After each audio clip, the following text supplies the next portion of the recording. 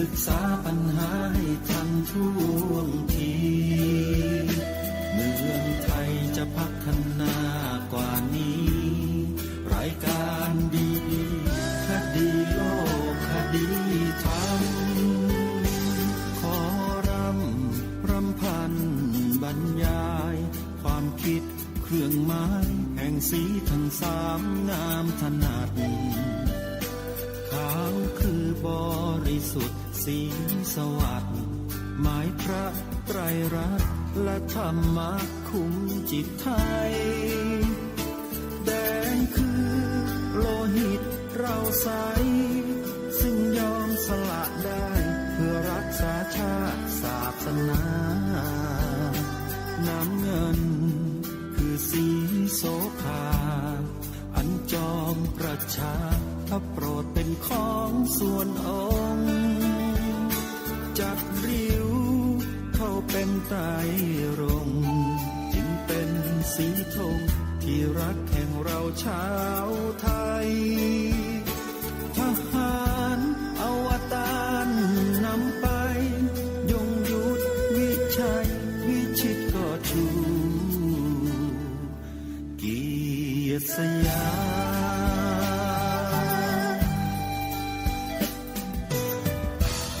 ประเทศไทยที่เจริญมั่นคงมาได้จนถึงทุกวันนี้มิได้เกิดขึ้นจากความหวาดกลัวอย่างคลาดเขลาแต่บรรพบุรุษไทยของเราทุกยุคทุกสมัยล้วนแต่มีความกล้าหาญและชาญฉลาดปกป้องเอกราชสร้างชาติให้เกิดความมั่นคงโดยมีธงแห่งพระไตรรัตน์เป็นเครื่องนำชัยจึงเป็นที่มาที่ไปของรายการคดีโลกคดีธรรมกล้าคิดก็ต้องกล้าทำอย่ากลัวถ้าทำความดีเร่งศึกษาปัญหาให้ทันท่วงทีเมืองไทยจะพัฒนากว่านี้รายการดีคดีโลกคดีธรรมรายการดีคดีโลกคดีธรรม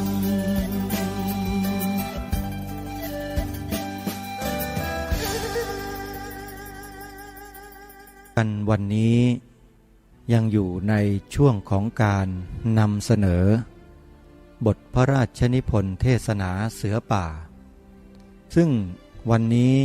เข้ามาสู่กันที่13หลังจากที่พวกเราได้สดับปรับฟังกันต่างๆไปจนกระทั่งจบไป12กันแล้วเชื่อว่าความรู้ความเข้าใจในพระศาสนาของแต่ละท่านนั้นมีเพิ่มคูณขึ้นแน่นอนโดยเฉพาะเมื่อกันที่แล้วที่พูดถึงประโยชน์แห่งการอยู่ในธรรมซึ่งพระองค์ตรัสไว้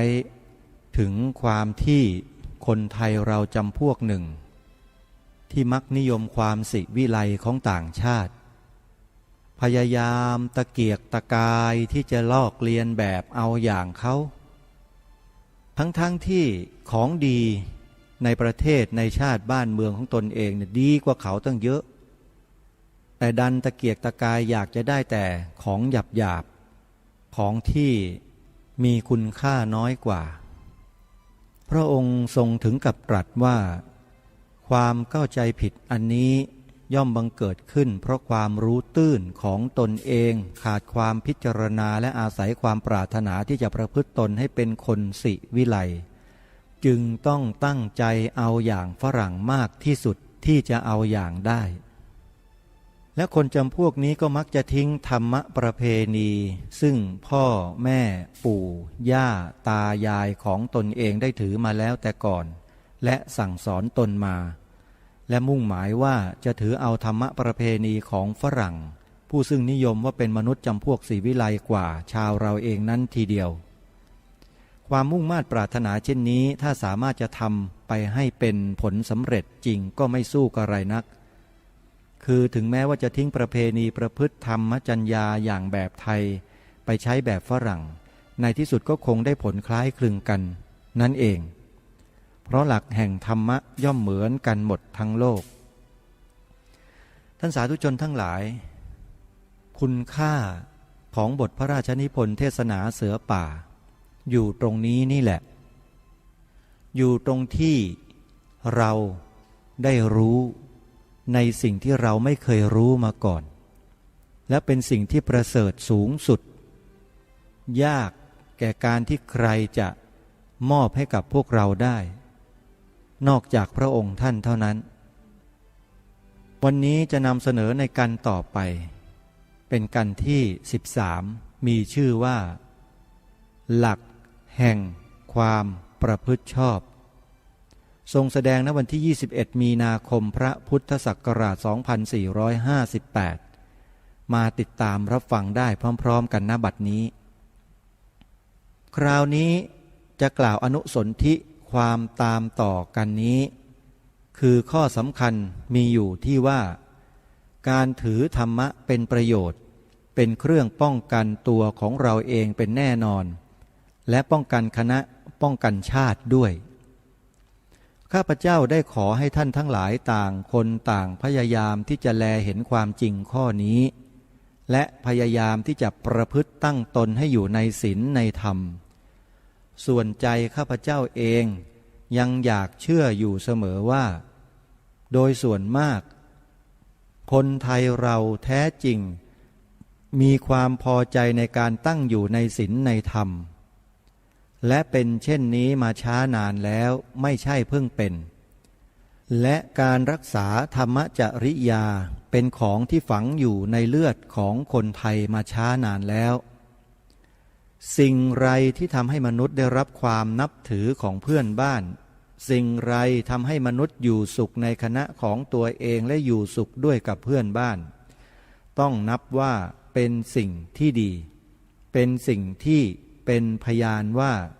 มนุษย์เหล่านั้นถึงซึ่งความรุ่งเรืองโดยแท้จริงซึ่งในสมัยนี้เรามักเข้าใจเรียกกันว่าสิวิไล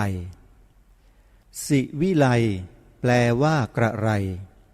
ผู้ที่ใช้พล่อยอยู่ไม่สู้เข้าใจนัก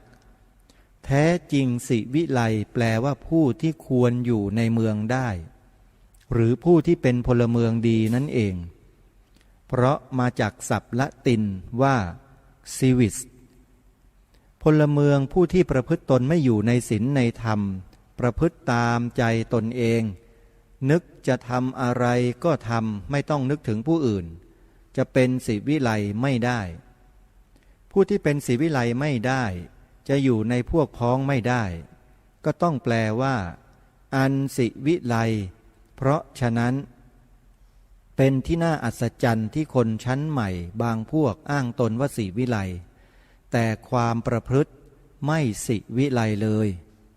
คือความประพฤตินึกแต่จะตามใจตัวเองอย่างเดียวสิ่งไรสะดวกแก่ตัวเองแล้วสิ่งนั้นนับว่าเป็นใช้ได้ทั้งนั้นคำที่ยกขึ้นแก้ว่าสมัยนี้คนเราศิวิไลแล้วมีอิสระภาพแก่ตนเช่นนี้มาจากอะไรพูดตามปากของคนที่ไม่เข้าใจคำว่าอิสระภาพเลยคำว่าอิสระภาพดูเหมือนจะตั้งใจแปลภาษาฝรั่งว่า independence ซึ่งแปลว่าไม่ได้ขึ้นอยู่กับใคร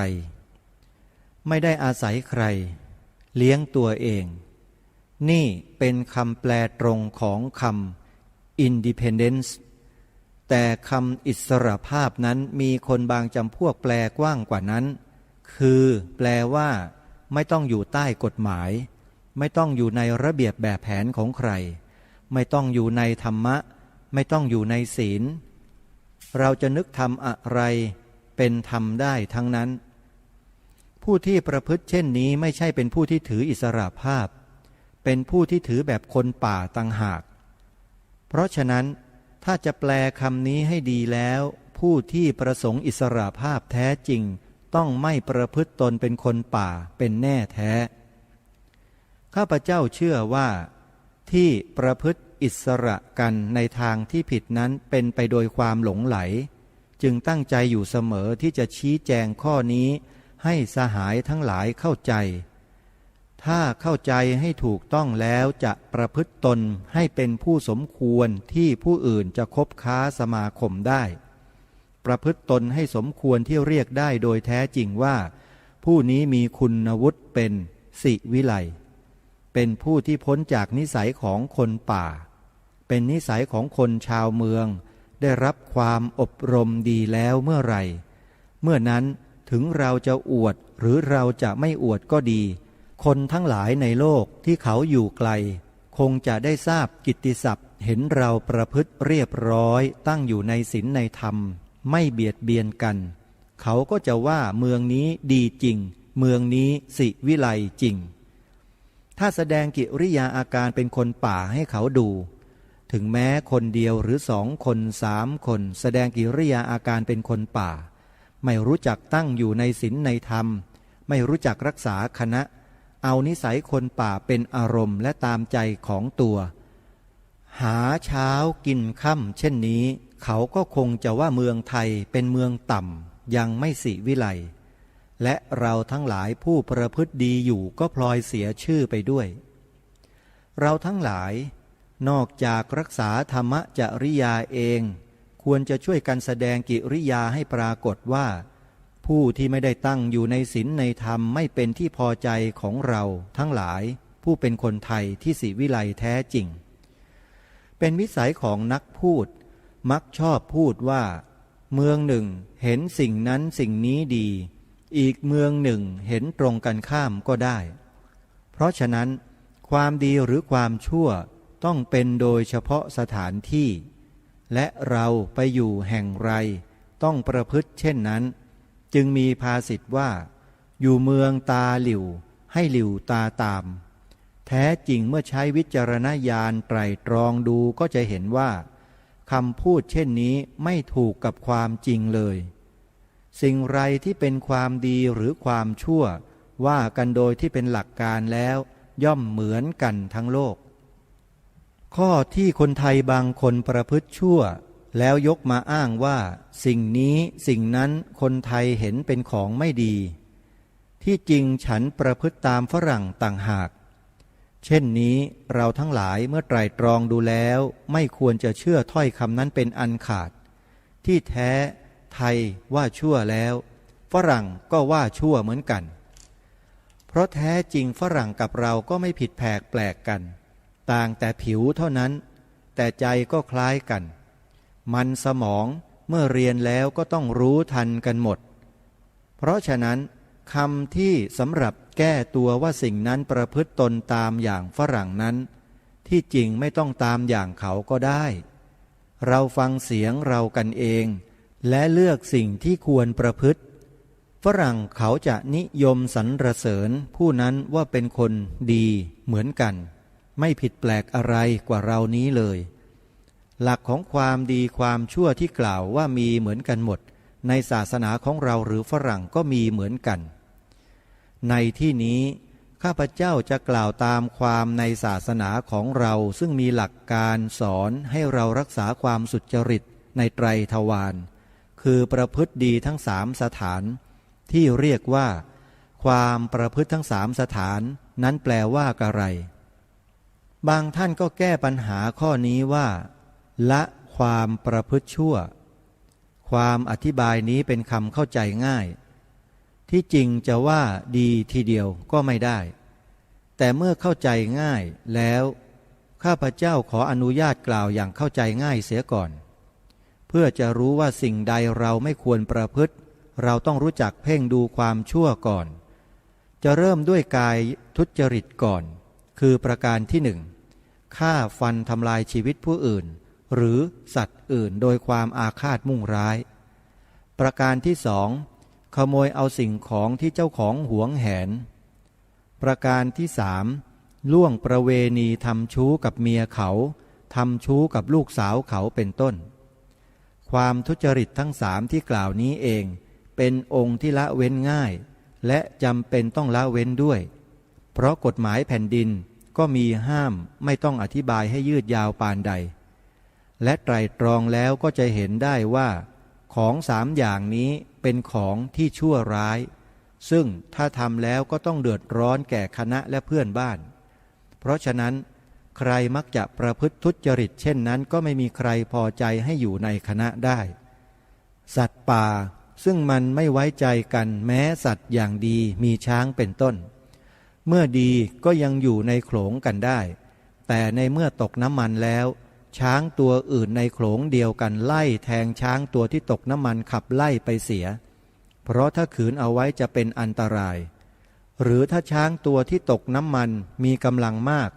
ตัวอื่นก็หนีเสียปล่อยให้ช้างที่ตกน้ำมันนั้นเที่ยวอยู่ตัวเดียว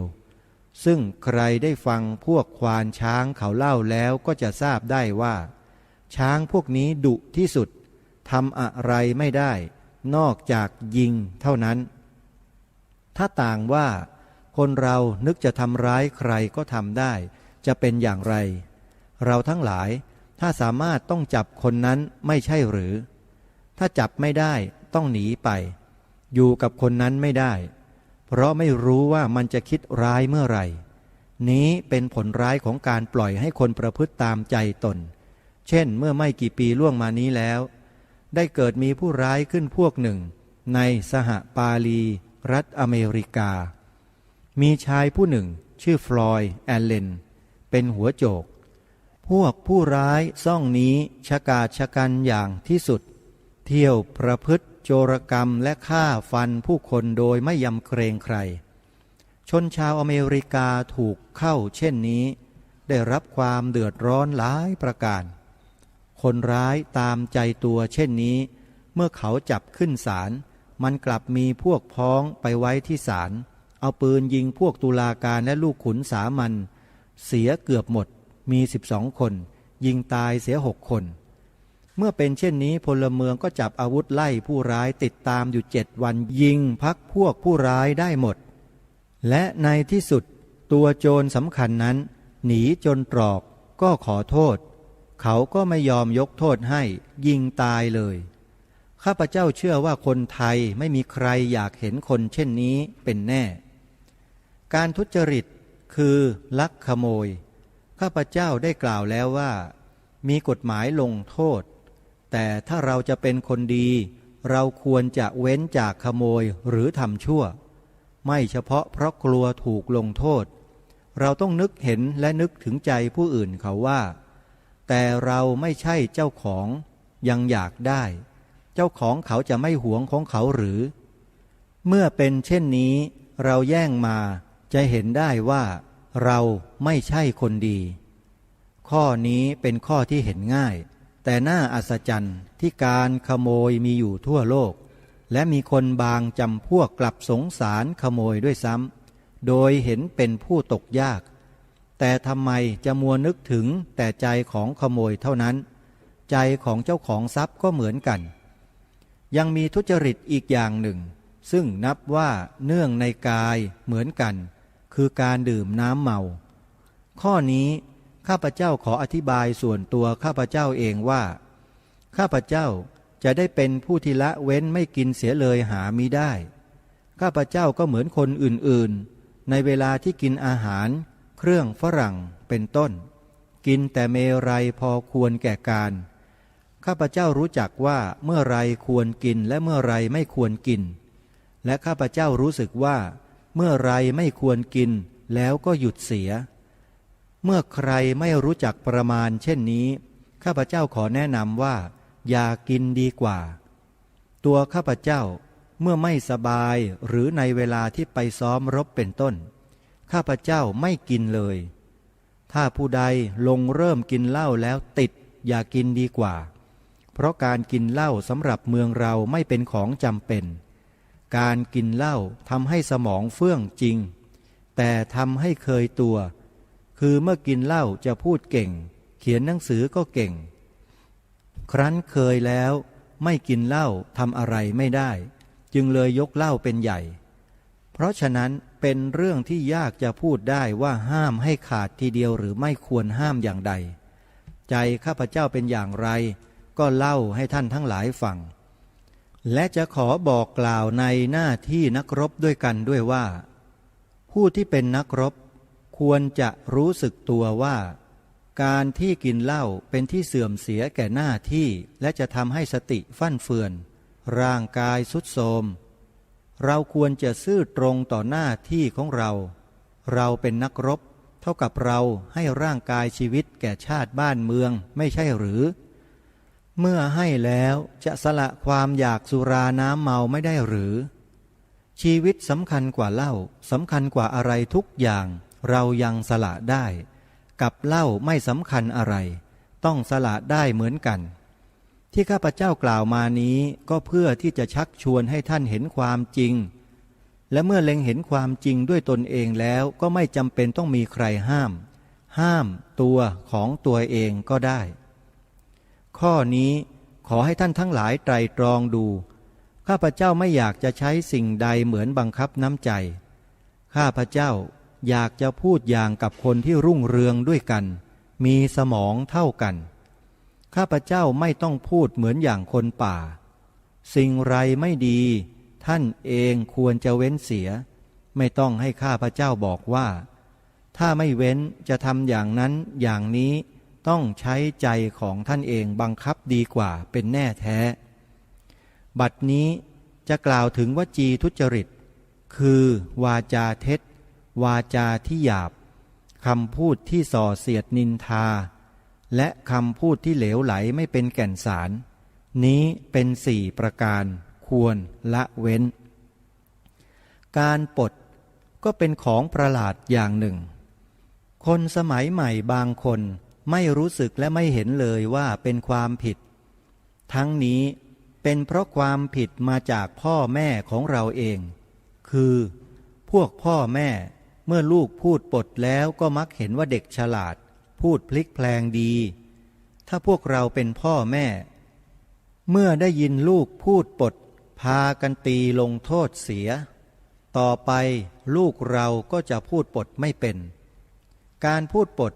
แม้จะได้เปรียบผู้อื่นก็ได้เปรียบชั่วคราวเท่านั้นพอเขาจับได้เสียแล้วถึงเราจะพูดจริงเขาก็ว่าไม่จริงนี่จะว่าเป็นประโยชน์อย่างไรการพูดปดนั้นยากมากต้องเป็นผู้ที่ฉลาดและใช้สมองชั้นสูงคนจึงจะเชื่อได้ง่ายเราพูดถึงสิ่งที่ไม่เป็นจริงถ้าเขาต้องการพยานต้องการหลักฐานเราต้องปั้นหลักฐานขึ้นประกอบอีกชั้นหนึ่งอีกประการหนึ่งเราต้องจำไว้ว่าพูดปดไว้ว่ากระไรซึ่งเปลืองเวลาและสมองเสียแล้วต่างว่ามีคนถามเราว่าต้นไม้ข้างพระที่นั่งสามัคคีสีอะไรเราตอบตามจริงว่าสีเขียวอีก8 ปีถามก็สีเขียวอยู่นั่นเองแต่ถ้าเราปดว่าสีแดงสมองนั้นต้องจดจำเป็น2 อย่างเสียแล้วคือเราต้องจำว่าต้นไม้นี้ที่จริงสีเขียวแต่ปากเราพูดไว้ว่าสีแดงเราต้องแบ่งสมองออกไว้เป็น2 ห้องเสียแล้วดังนี้เป็นต้นส่วนพรุสวาทคือคำด่าว่ากันอย่างหยาบคายอย่างหนึ่งปิสุณวาจาคือคำกล่าวเสียดสีนินทากันอย่างหนึ่งและสัมผัสพลาปะคือคำพูดเหลวแหลกอีกอย่างหนึ่งท่านจัดว่าเป็นวจีทุจริตโดยฐานต่างๆกันซึ่งผู้มีสติปัญญาอาจจะไตร่ตรองดูรู้ได้โดยวิจารณญาณว่าล้วนเป็นสิ่งซึ่งหาประโยชน์บ่มิได้ทั้งแก่ตนเองและผู้อื่นคำด่าว่ากันให้เป็นที่เจ็บแค้นย่อมเป็นเครื่องก่อเวรเพราะความไม่ปรองดองในระหว่างชนซึ่งควรจะเป็นเพื่อนบ้านกันคำเสียดสีนินทากันย่อมเป็นเครื่องเพราะความแตกร้าวในคณะโดยเหตุที่ทำให้ชนร่วมคณะบังเกิดความกินใจซึ่งกันและกันเหตุฉะนี้ทั้งคำด่าหยาบคายและคำเสียดสีนินทาจึงไม่เป็นคำซึ่งผู้ฉลาดควรจะใช้และจะหาผลดีได้ไม่เท่าเสียเลยส่วนคำพูดเหลวแหลกนั้นกล่าวโดยย่อก็นับว่าทำให้เปลืองเวลาโดยไม่เป็นแก่นสารท่านจึงจัดว่าเป็นวจีทุจริตด้วยสถานที่3มโนทุจริตเนื่องด้วยดวงจิตคือความคิดอาฆาตจองร้ายความเกลียดชัง ความอยากได้ของเขาเป็นต้นความทุจริตที่ปรากฏออกมาในทางวาจาก็ดีทางกายก็ดีย่อมเกิดขึ้นในดวงจิตของเราก่อนใจเราถ้าไม่กำกับให้ดีแล้วย่อมจะเป็นเหมือนอย่างม้าพยศซึ่งนายสารถีผูกไม่มั่นคงอาจจะพาบุคคลไปตกทุกข์ได้เพราะฉะนั้นจะมีพุทธภาษิตปรากฏว่าการทรมานจิตของตนเองเป็นของยากแต่จะเป็นของที่นำไปสู่ผลความดีที่ได้เป็นแน่แท้แต่การทรมานจิตไม่ใช่ของง่ายเลยเพราะไม่มีผู้ใดที่จะช่วยตักเตือนอยู่เสมอและไม่มีผู้ใดเตือนได้ดีเหมือนตัวของตัวเองถึงแม้จะอยู่ในสมาคมบัณฑิตซึ่งเขาเจรจาแต่สิ่งที่ดีงามก็มีเวลานอนและในเวลานอนก็นึกถึงของที่ไม่ดีได้เสียแล้วเพราะฉะนั้นเป็นการที่ยากลำบากอยู่ผู้ที่เป็นคนกล้าหาญได้ชำนะศึกมาแล้วตั้ง100 ศึกได้ชำนะศัตรูที่มีกำลังกายกำลังศาสตราวุธเก่งที่สุดแล้วบางทีก็ไม่สามารถจะชำนะตัวของตัวได้เพราะฉะนั้นผู้ใดจะเป็นทหารก็ตามพลเรือนก็ตามถ้าผู้นั้นชำนะจิตของตัวเองได้คือชำนะความอยากจะประพฤติชั่วร้ายข่มใจตัวเองไว้ห้ามตัวเองไม่ให้ประพฤติทุจริตผู้นั้นนับว่าเป็นอัปปราชิตคือผู้ที่ไม่มีความพ่ายแพ้เป็นผู้ที่ชำนะอย่างประเสริฐชำนะศัตรูอันกล้าหาญยิ่งกว่าพระยามารคือตัวของเราเองซึ่งเป็นศัตรูผู้จะผลาญตัวเราถ้าชำนะตัวเราเองแล้วจะเป็นไม่แพ้ผู้ใดได้ทั้งจะเป็นผู้ชำนะภัยทั้งภายนอกภายในและผู้ใดชำนะตัวเองแล้วอาจจะชำนะคนทั้งหลายทั้งปวงได้ข้อนี้เป็นคำสั่งสอนของพระพุทธศาสนาของเราขอท่านทั้งหลายผู้เป็นพุทธศาสนิกชนจงตั้งใจฟังและเก็บไปไตรตรองเพื่อให้บังเกิดญาณทัศนะขึ้นในใจตนเองคือให้มีความเข้าใจและเห็นจริงในข้อความซึ่งเป็นพุทธภาษิตและคำสั่งสอนมาแต่โบราณกาลดังข้าพเจ้าได้แสดงมาแล้วในวันนี้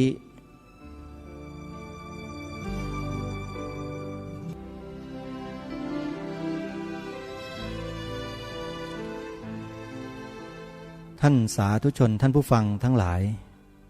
บทพระเทศนาเสือป่าในกันที่13นี้เชื่อว่าท่านทั้งหลายที่ตั้งใจฟังมาตั้งแต่ต้นคงได้แง่คิดมุมมองสำหรับชีวิตของตนเองมากยิ่งขึ้นในการที่เราจะประพฤติให้อยู่ในหลักของธรรมจริยาหรือในศีลและธรรมองค์พระบาทสมเด็จพระเจ้าอยู่หัวรัชกาลที่6ทรงมีพระอัจฉริยภาพในการที่จะทรงใช้ถ้อยคำในการแสดงเทศนาอย่างยิ่งความอะไรที่เราไม่เคยรู้ไม่เคยเข้าใจมาก่อนก็ทรงอธิบายให้เข้าใจอย่างเช่นคำว่าสิวิไลหลายๆคนคิดว่าพวกฝรั่งที่เจริญแล้วทางด้านวัตถุเป็นสิวิไลอะไรก็ตามที่เราเดินตามทำตามคิดตามพูดตามฝรั่งเป็นสิ่งสิวิไลเหมือนกับคนในยุคนี้เป็นกันทั้งบ้านทั้งเมืองคิดว่าสิ่งที่ฝรั่งทำมาแล้วส่งมาขายให้เราเนี่ยใครได้มีได้ถือได้ใช้ได้เป็นได้อะไรต่างๆแล้วสิวิไลพระองค์ตรัสไว้ชัดเลยว่าเรามักเข้าใจเรียกสิ่งคำว่าสิวิไลนี้ผิดคำสิวิไลแปลว่ากระไรผู้ที่ใช้พล่อยอยู่ไม่สู้เข้าใจนักแท้จริงสิวิไลแปลว่าผู้ที่ควรอยู่ในเมืองได้หรือผู้ที่เป็นพลเมืองดีนั่นเองญาติโยมสาธุชนทั้งหลายความเจริญทางด้านวัตถุการได้เทคโนโลยีสมัยใหม่ได้ สิ่งที่เป็นเครื่องอำนวยความสะดวกรุ่นใหม่แบบใหม่ทั้งหลายนี่อันนั้นไม่ใช่สิวิไลความสิวิไลมันไม่ได้อยู่ที่วัตถุภายนอกไม่ได้อยู่ที่การแต่งเนื้อแต่งตัวไม่ได้อยู่ที่ผิวพรรณว่ามันจะขาวจะใสแค่ไหนมันไม่ใช่ความสิวิไลคือความที่เราสามารถอยู่ในสังคมนี้ได้โดยที่สังคมนั้นเขาไม่รังเกียจและไม่ไว้วางใจเราการทำตัวให้เป็นที่ไว้ใจและเป็นที่ชอบใจพอใจของผู้ที่อยู่ร่วมโลกด้วยกันนั้นชื่อว่าผู้นั้นเป็นผู้ที่มีสิวิไลโดยแท้บางคนก็ไปแปลความสิวิไลว่าจะทำอะไรก็ได้ตามใจตัวฉันเองโดยฉันไม่ต้องคำนึงถึงกฎถึงศาสนาถึงวัฒนธรรมประเพณีของชนของชาติของบ้านของเมืองปู่ย่าตาทวดที่เขารักษามาไม่ต้องคำนึงถึงแล้วเรียกว่าสิวิไลอันนี้ถือว่าเป็นไม่ใช่สิวิไลนะสำหรับอาตมาภาพจะขอบอกว่านั่นคือสิบัลลัยนั่นแหละคือสิบัลลัยเลยไอ้ทำอะไรตามใจตัวเองนี่แหละทำให้บ้านเมืองฉิบหายบัลลัยกันมาเยอะแล้วถ้าเป็นระดับผู้บริหารกิจการบ้านเมืองด้วยยิ่งไปกันใหญ่เลยทำอะไรตามใจตัวเองเนี่ยอันนี้สำคัญมากสิ่งที่อัญเชิญมาเนี่ยคนทุกฝ่ายทุกระดับชั้นจะต้องฟังเพราะนี่คือพระเทศนาจากพระโอษฐ์ขององค์พระมหากษัตริย์ซึ่งเป็นพระราชบรรพบุรุษของไทยของเราแท้ๆเพราะฉะนั้นต้องฟังถ้าไม่ฟังก็ถือว่าไม่ควรที่จะเป็นคนไทยต่อไปเพราะฉะนั้นท่านสาธุชนทั้งหลายที่ทางรายการคดีโลกคดีธรรมตั้งอกตั้งใจได้อัญเชิญบทพระราชนิพนธ์เทศนาเสือป่ามาอ่านออกอากาศนี้ก็ให้เพื่อที่จะให้คนทุกฝ่ายในประเทศนี้ได้ฟังถ้าใครไม่ฟังหรือฟังไม่ได้ฟังแล้วมันเกิดความอึดอัดขัดเคืองก็ให้รู้ตัวเถอะว่านั่นแหละตัวเองเนี่ยกำลังคิดผิดทำผิดและพูดผิดมาโดยตลอดพอมาเจอในสิ่งที่ถูกมาฟังในสิ่งที่ถูกในสิ่งที่เหมาะสมสิ่งที่ถูกต้องเหล่านี้แล้วเกิดอาการอึดอัดขัดเคืองร้อนอกร้อนใจให้รู้ไว้นั่นแหละตัวเองนั่นแหละมันคิดผิดทำผิดพูดผิดมาโดยตลอดวิธีการแก้ไขก็คือต้องแก้ไขปรับปรุงตัวเองซะแล้วก็ทำตัวเองให้มันเหมาะมันควรให้มันถูกต้องกับหลักที่ถูกต้องนี้ซะมันก็จบแต่ถ้ายังคงฝืนที่จะทำตรงกันข้ามกันอยู่มันก็ต้องเดือดเนื้อร้อนใจเช่นนี้ไปเรื่อยพระองค์ท่านทรงตรัสไว้ตอนท้ายอย่างน่าสนใจก็คือว่าคนเรานั้นถึงแม้จะเป็นผู้กล้าหาญชาญชัยชำนะศึกมาแล้วถึง100 ศึกพันศึกได้ชำนะศัตรูที่มีกำลังเก่งกาจสามารถมีศาสตราวุธที่เก่งที่สุดแล้วบางทีก็ไม่สามารถชำนะตัวของตัวเองได้เพราะฉะนั้นผู้ใดจะเป็นทหารก็ตามพลเรือนก็ตามถ้าผู้นั้นชำนะจิตใจของตัวเองได้คือชำนะความอยากจะประพฤติชั่วร้ายข่มใจของตัวเองไว้ห้ามตัวเองไม่ให้ประพฤติทุจริตผู้นั้นนับว่าเป็นอัปปราชิตคือผู้ที่ไม่มีความพ่ายแพ้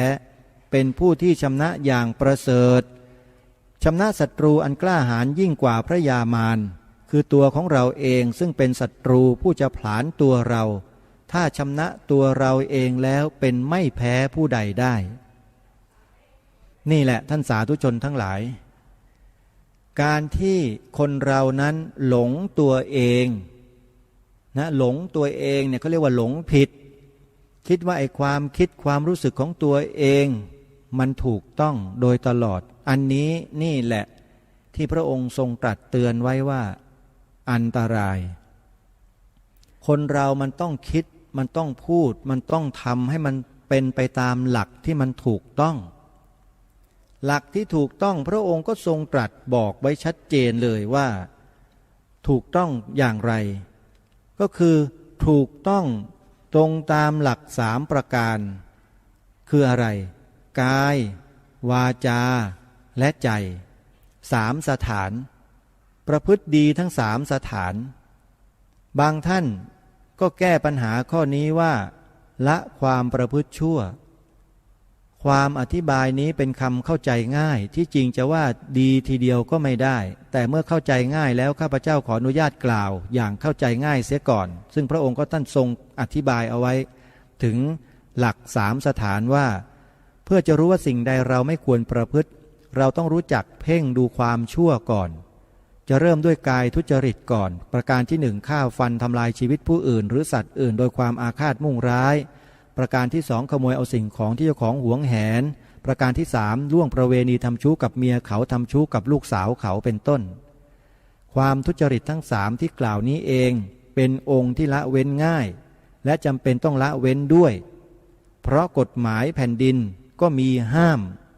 ไม่ต้องอธิบายให้ยืดยาวปานใดทุกวันนี้คนไทยเราในระดับชั้นต่างๆไม่ว่าจะสูงหรือต่ำก็แล้วแต่ล่วงข้อประพฤติทั้ง3 ข้อนี้หรือเปล่าดูข่าวหน้าจอทีวีฟังข่าวหน้าปัดวิทยุดูก็แล้วกันมีแต่เรื่องการทุจริตผิดศีลทั้ง3 ข้อนี้ทั้งนั้นเลยท่านว่าจริงไหมไม่เชื่อก็เปิดข่าวดูตอนเช้าสิเปิดดูได้นำมาเสนอไม่เว้นเลยแต่ละวันมีแต่ข่าวนี้ทั้งนั้นทุจริตผิดศีลทั้งนั้นเลยแล้วท่านลองคิดดูว่ามันเกิดจากสาเหตุอะไรพระองค์ท่านทรงตรัสบอกไว้หมดทุกสิ่งทุกอย่างครบสมบูรณ์ถ้าหากว่าเราไม่ทำการศึกษาด้วยความตั้งใจแล้วเนี่ยสิ่งที่ยังผิดอยู่นั้นมันก็ยังผิดอยู่ร่ำไป